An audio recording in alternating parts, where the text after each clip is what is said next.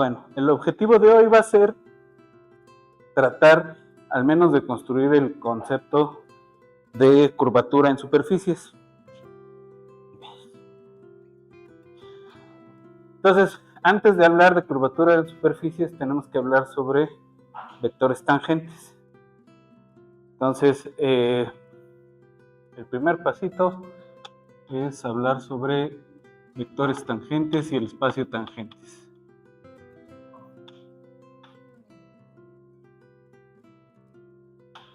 Entonces, ya medio hemos empezado a hablar, ¿no? Dijimos, si S es, M2 le habíamos puesto, ¿no? Es una superficie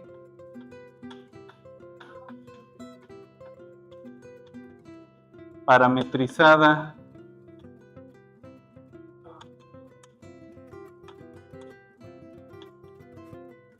por phi, es decir, tengo una phi que va de el plano en M2, que nosotros le estamos pensando como una cosa en R3, y que cumple un montón de cosas, entre esas que de phi p es inyectiva, ¿no?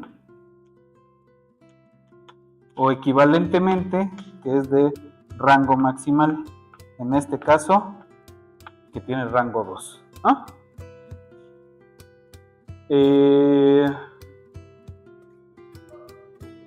Entonces,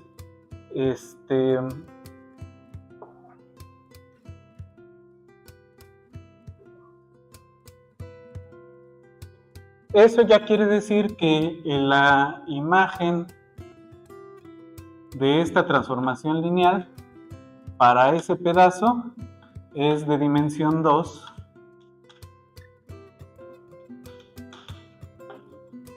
en R3, ¿no? Es decir, es un plano, ¿no? Porque es un espacio lineal, ¿sí? De dimensión 2. Entonces es un plano. Y ese va a ser el plano tangente, llamado plano tangente a M en P o TPM, ¿no? Entonces, esa es una idea, ¿no? Que sale de el álgebra lineal del álgebra lineal de nuestra parametrización, ¿no? De jugar con las derivadas, con las diferenciales, ¿sí? Vale. Una manera más general y abstracta de decir eso es que es el conjunto de todas las derivaciones en un punto. Nosotros vamos a quedarnos con esta imagen geométrica que sí podemos asociarle a un dibujito, ¿no? Pensando en el álgebra lineal de R2 y R3. Pero hay otra manera también geométrica de hacerlo. Esta, digamos, en su forma más general le llaman la definición del espacio tangente a la algebrista, algo así, ¿no? O, no, como le dicen la definición del físico, ¿sí? No sé cuántos físicos piensen en el espacio tangente como un espacio de derivaciones, pero así le dicen la gente que trabaja estas cosas, ¿no?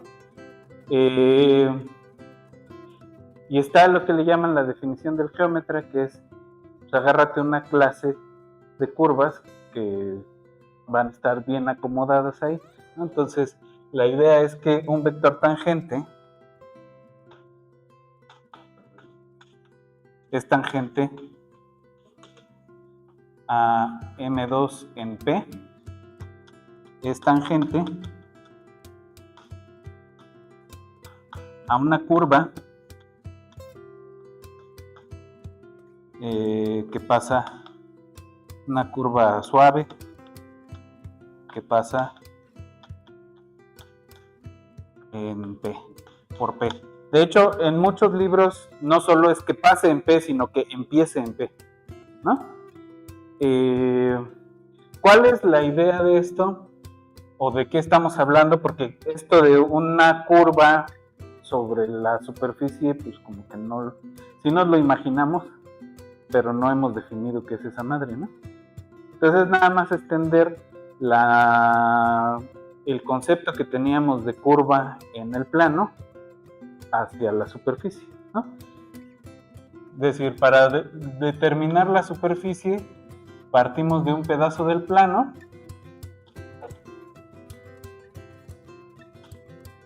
y nos vamos a la superficie, ¿no? Para definir una curva, tomábamos un intervalo y nos íbamos al plano.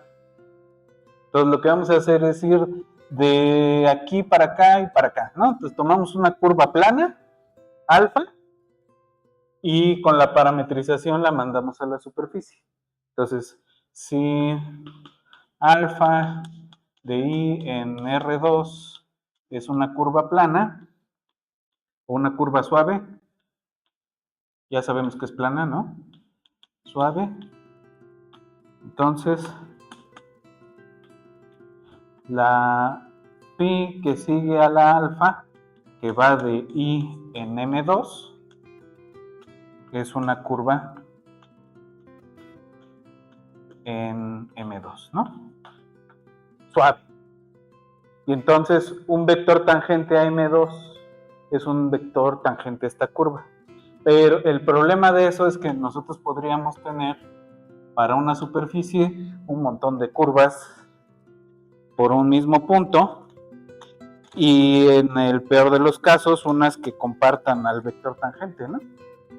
Es decir, si yo pinto un vector tangente acá, esa podría ser una curva que esté así, o que esté así, o que esté así, ¿no? Y esencialmente son curvas distintas. Entonces, ¿con cuál me quedo? ¿O me da lo mismo?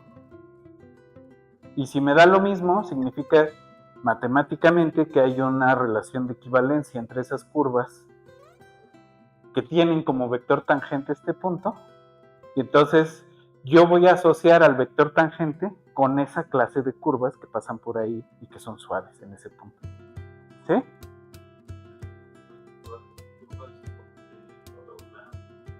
El plano tangente, ¿sí?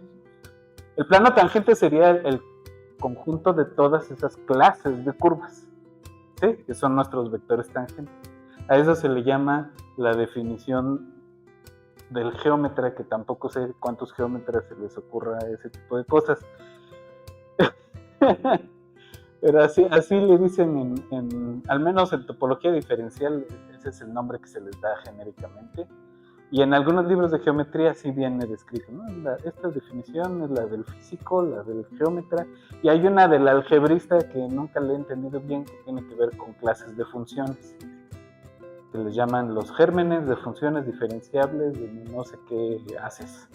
Pero eso no lo vamos a escribir nosotros porque ni siquiera hemos visto qué es un haz de cosas. No lo vamos a ver hasta después. Pero bueno, entonces estamos con esto, ¿no? Entonces podemos pensar en esta definición, ¿no? Módulo que entendamos que se trata de una relación de equivalencia y bajo esa relación de equivalencia, pues el vector tangente está definido, ¿sí? Entonces podemos pensar el TPM2 como las B's tales que B es igual a una gamma prima y la gamma pues es la composición de la phi con una curva plana, ¿no? La gamma y alfa, la phi y la alfa como antes, ¿no? Antes es esto, ¿no? Sí. es un vector tangente a una curva que pasa por ahí, ¿sí? ¿Vale? Entonces, ¿qué nos permite hacer el espacio de los vectores tangentes? Que lo podemos, ya argumentamos, generar con esta doña. Ahorita vemos la idea de cómo es cómo generamos ese plan, ¿no?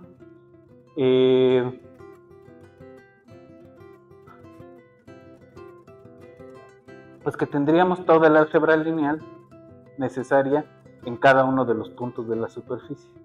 Y con eso, pues ya tenemos propiedades geométricas interesantes que son propiedades métricas, ¿no? La longitud de arco, los ángulos, la norma, las áreas, etcétera. ¿Sí? Entonces, vamos por pedazos. Entonces, supongamos que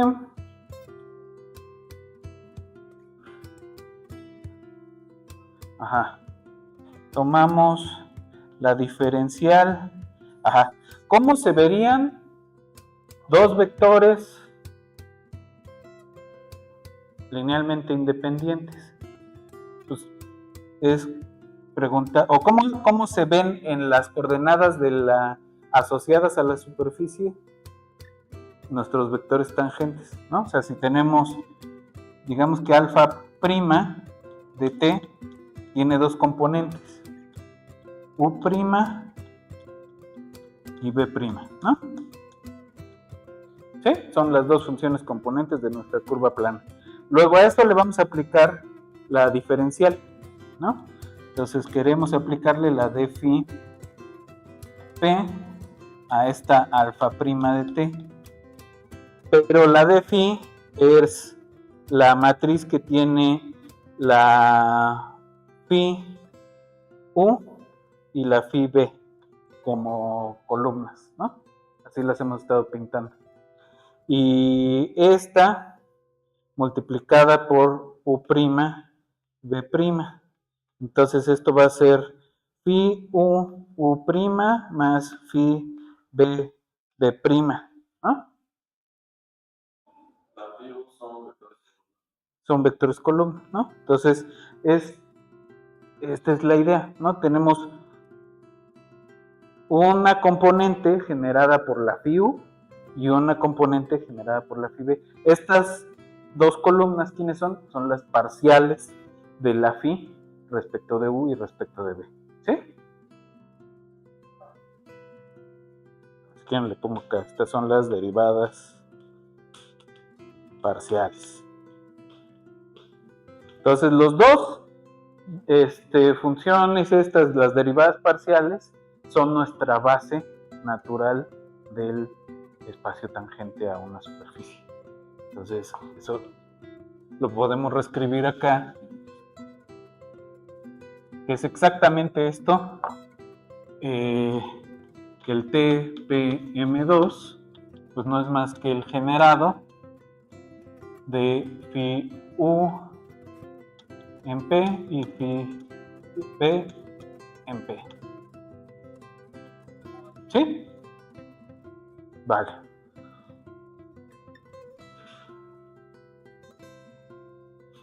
Entonces, bueno, ahí tenemos algo. Ahora, ¿cómo medimos? Supongamos que tenemos dos vectores tangentes, alfa prima, beta prima, seguidos de la phi.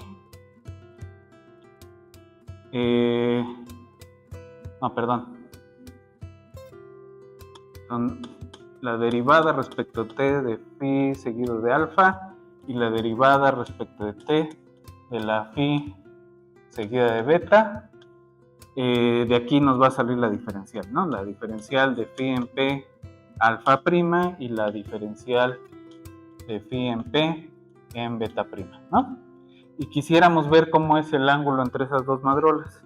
Entonces necesitamos escribir esto como d phi p a prima de phi p beta prima, ¿no? De alguna manera. Pero este de aquí, digamos, si le ponemos subíndices a esta alfa, como, bueno, pongamos que las componentes son U y B y la beta son W Z o W Z, ¿no? Entonces esto es phi U prima más phi B prima punto phi U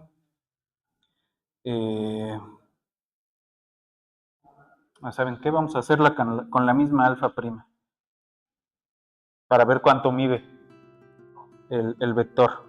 Esto es U prima más phi B prima, ¿no? Esto es la norma cuadrada de este vector tangente, ¿no? De phi B alfa prima, ¿no? Luego esto es phi U punto phi U prima phi U punto phi B, ¿no? 2 veces phi U punto phi B por U prima B prima y phi B punto phi B B prima cuadradas, ¿no? Cuadrada de esta y cuadrada de esta.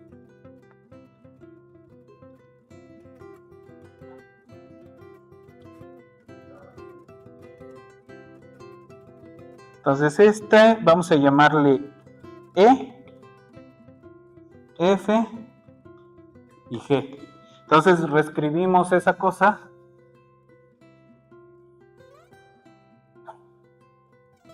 como E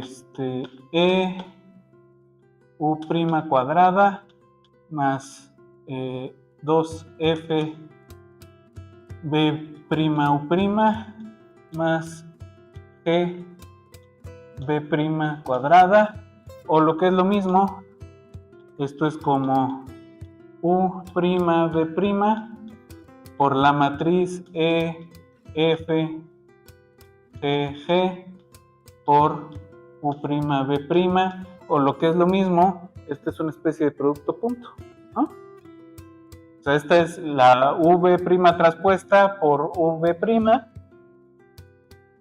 pero de por medio está esta doña. Esta se llama, le vamos a poner, no, ¿con qué nos quedamos?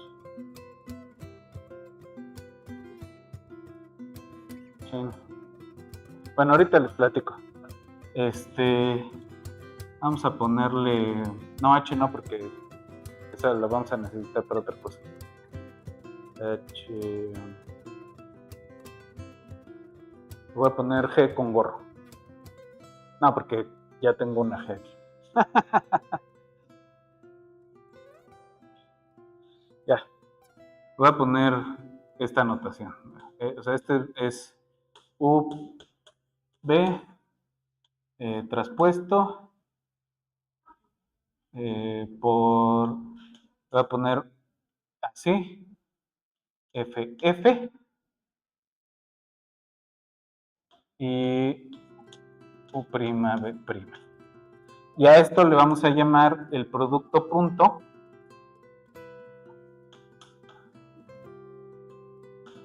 le voy a poner alfa prima con alfa prima en el punto P, ¿no? ¿Sí? Esta matriz se llama la primera forma fundamental.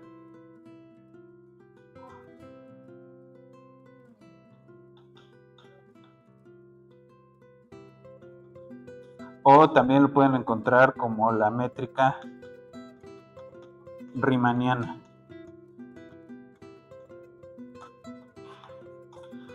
Esta matriz define una métrica que va a cambiar dependiendo de en qué punto estemos parados. ¿Por qué? Porque estas funciones van a cambiar dependiendo de... No siempre, ¿no? A veces estas cantidades EFG, esas funciones EFG, pues son constantes. EFG se llaman los coeficientes de la primera forma fundamental. EFG son sus coeficientes. Entonces, estudiar los coeficientes de la primera forma fundamental nos dice cómo medir cosas. Podemos usar eso para medir longitudes de arco, para medir áreas, ángulos. En esto estamos en el caso R3, ¿no? Se puede extender a Rn sin demasiados problemas, salvo que aquí te va a quedar otra cosa. Te va a quedar una matriz, pero los coeficientes de esa matriz se definen de otra forma, y ahí sí se usa una G minúscula y se van a ir como es cuadrada, tiene que ser cuadrada, van cambiando los índices estos. ¿Quiénes son estos? Pues es los operadores parciales aplicados a la carta, ¿no? ¿Sí?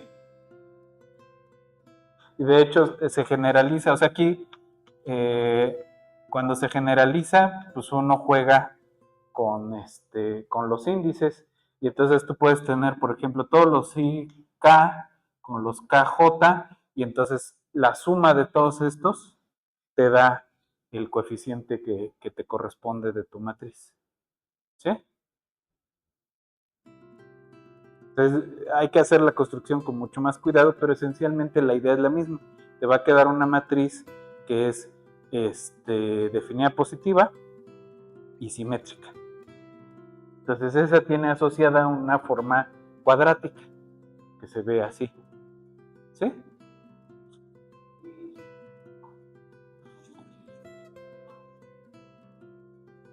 Vale. Entonces esta es la primera forma fundamental. Ahora, quisiéramos hacer lo mismo para extender la noción de curvatura. El lunes hacemos algunos cálculos de formas, de los coeficientes de las formas, y vemos qué significan algunas cosas, ¿no? Pero de momento déjenme, le paro a esta parte aquí.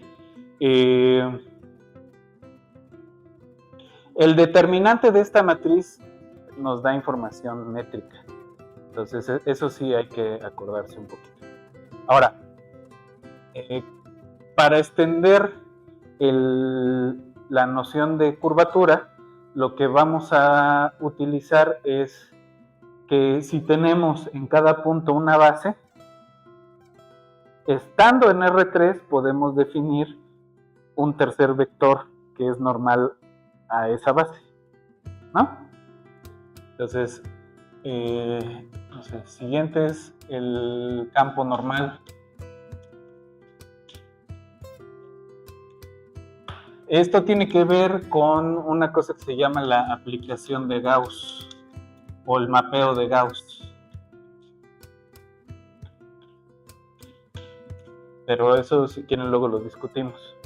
La idea esencial acá es que podemos definir un campo en cada punto de la superficie, que va a ser ¿quién? Pues va a ser phi u, p, cruz phi b, p, ¿no? Son dos vectores linealmente independientes, el producto cruz es ortogonal a ambas.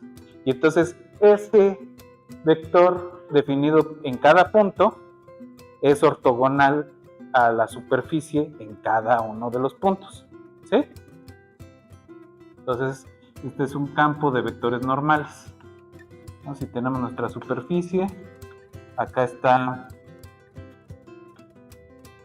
phi u y phi b que generan nuestro campo tangente, por acá va a estar el normal, o así, ¿no? Si quieren. El normal no necesariamente es normal a las curvas que generan estas. Pueden serlo, pero también pueden no ser.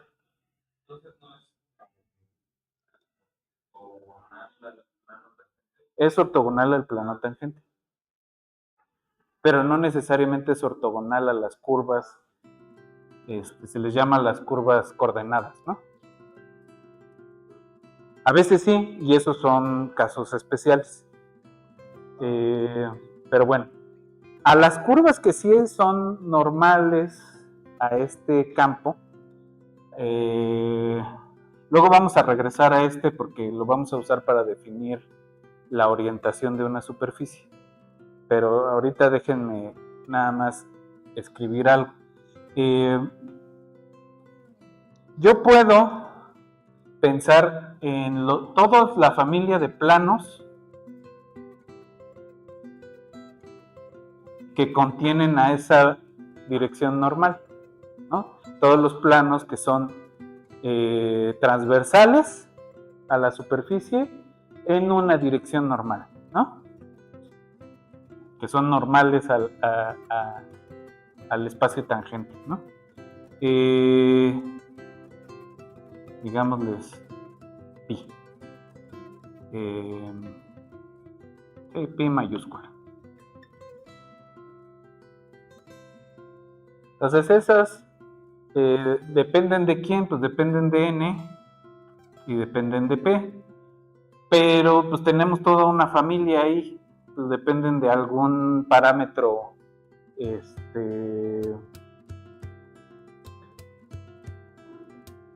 radial teta, ¿no? No radial, angular, ¿no? No vamos a hacer la construcción tan a patita, nomás quiero que nos quedemos con cierta idea. Entonces, la intersección de esos planos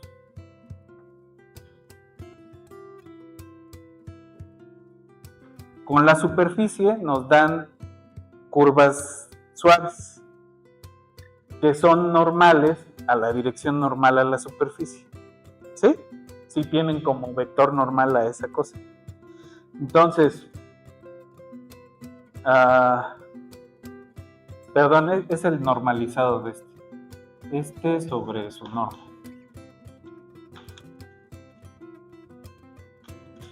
Entonces, lo que a estas azules, ¿no? Entonces, al pi n, todas son np, pero tienen un parámetro ahí angular, intersección m2, se llaman secciones normales.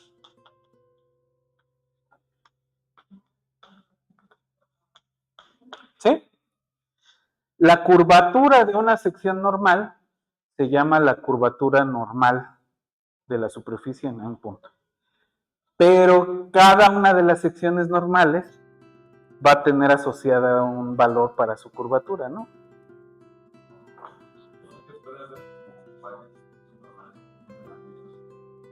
Y no todas tienen por qué verse igual, ¿no?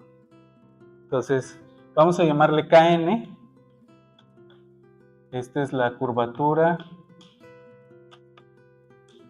de una sección normal.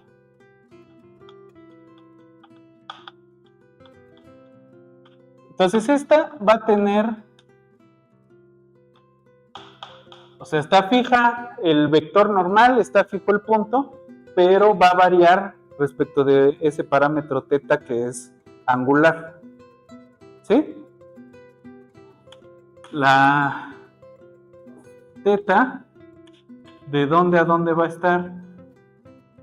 0 a pi, ¿no? Porque, o sea, das una media vuelta y la otra media vuelta es la misma curva, ¿no? O sea, por la simetría del plano, me basta con variarlo de 0 a 2 pi. De 0 a pi, cerrado. Se puede argumentar que esta manera de construirlo,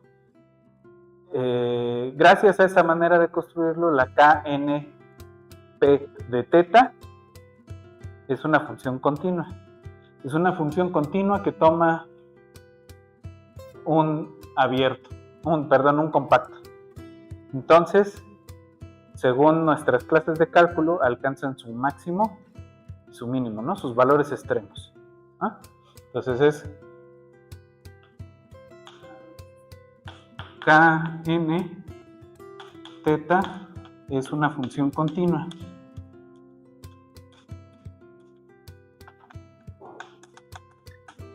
Sobre un compacto. Así alcanza sus valores extremales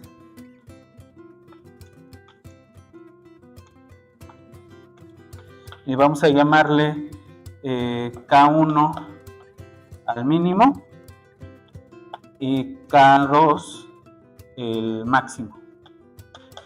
Y a esas dos les vamos a llamar curvaturas principales.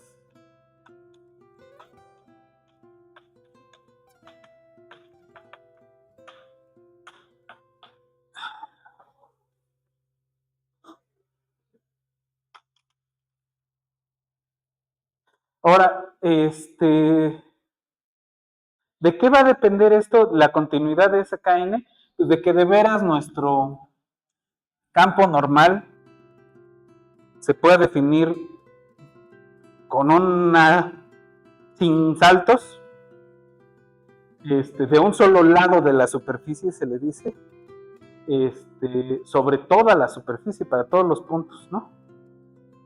¿Sí? Eso tiene que ver también con el concepto de orientabilidad. Si no podemos hacer eso, pues no podemos garantizar la continuidad de esta función, ¿no? Porque no podemos garantizar la continuidad del campo normal. Se puede hacer ahí una adecuación, pero requiere un poco más de detalle. Pero bueno. Sí.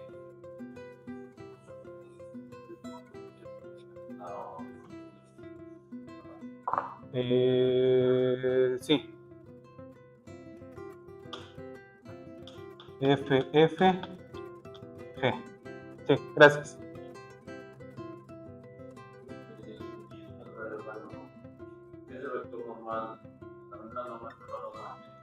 Sí, la norma como esta norma. ¿Ah? A ver, espérame.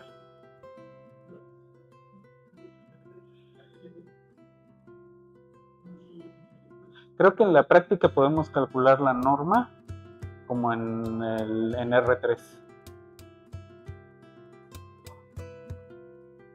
Ajá, sí. Sí, porque este ya no va a apuntar en la superficie, sino fuera de ella, ¿no? ¿Sí? O sea, φ y φb generan a la superficie. El φ .φb ya no está ya no apunta en este plano, ¿no?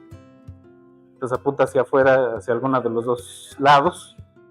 Entonces la norma esta la vamos a calcular en R3. Vale. Entonces tenemos ya nuestras curvaturas principales, si existen. Ajá. Sí. Ajá. Es este plano. El pi, n, p, teta. Nomás que omití la n y p porque estamos hablando de la misma n y p para todos. ¿Sí? La teta es la que va a variar. Y suponemos que si está bien definido todo, pues podemos variar la teta continuamente en el compacto ese, ¿no? Entonces, en principio, si le creemos a las clases de cálculo, existen estos dos, ¿no? El mínimo de Kn y el máximo de Kn, ¿no? En alguna P. Entonces, vamos a definir la curvatura gaussiana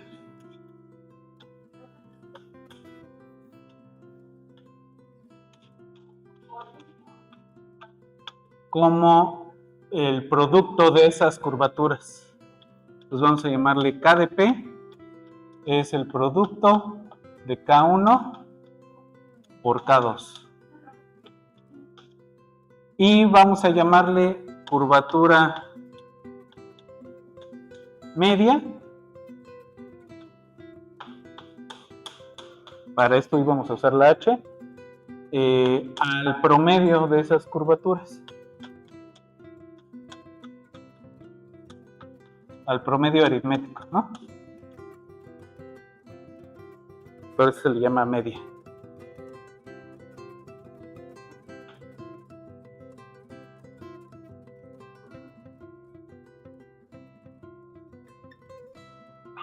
Pero, digamos, ¿cuál es la idea geométrica detrás de eso? De alguna manera, ambas me están diciendo, pues, fíjate en cierta familia de curvas y tómate un promedio de esas, de las curvaturas de esa familia de curvas. Entonces, por ejemplo,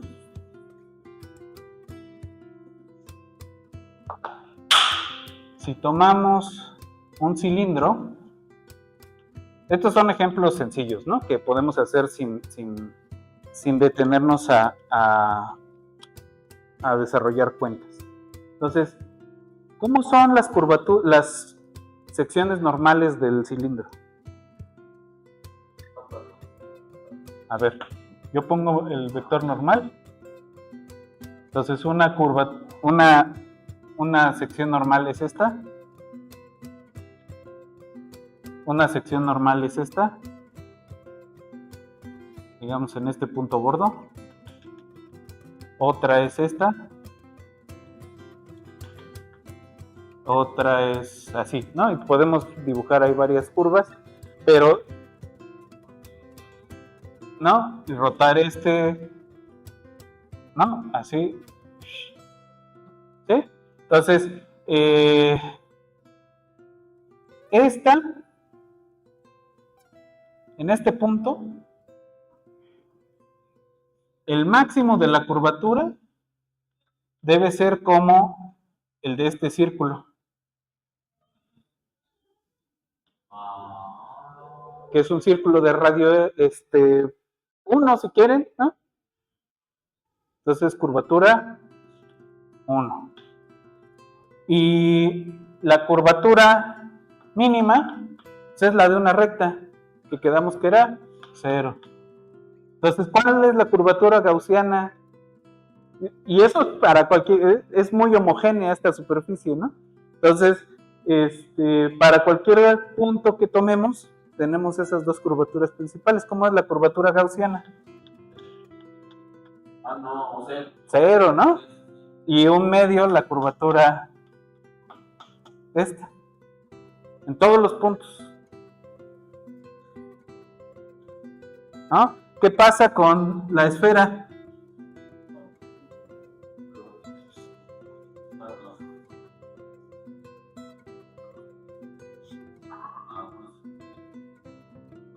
Digamos que es de radio 1, ¿no? Entonces, las curvas normales, las secciones normales son círculos máximos, ¿no? Siempre son círculos máximos para los dos lados. Entonces, esos tienen, es más, una de radio R mayúscula, ¿sí? Entonces, esas tienen curvatura 1 entre R, ¿no? Eso ya lo calculamos.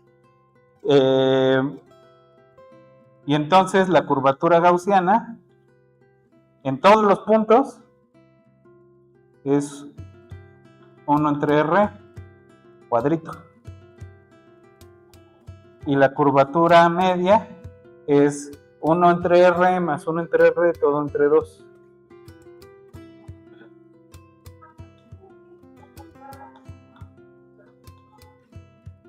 ¿No? ¿Sí?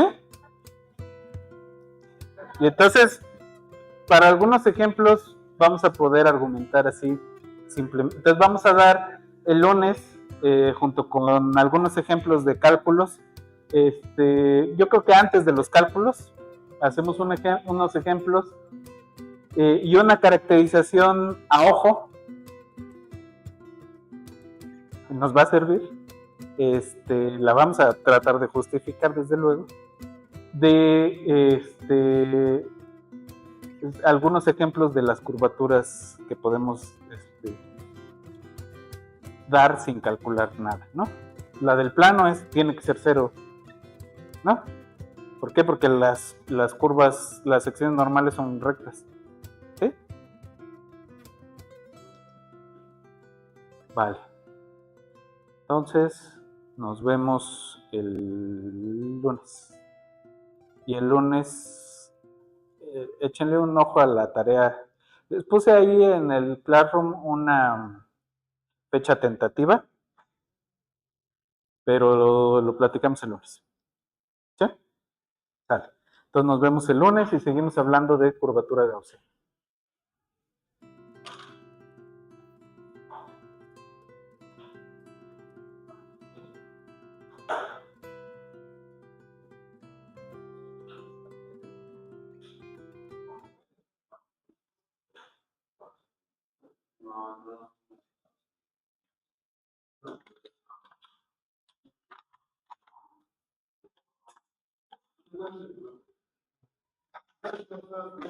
Nos vemos.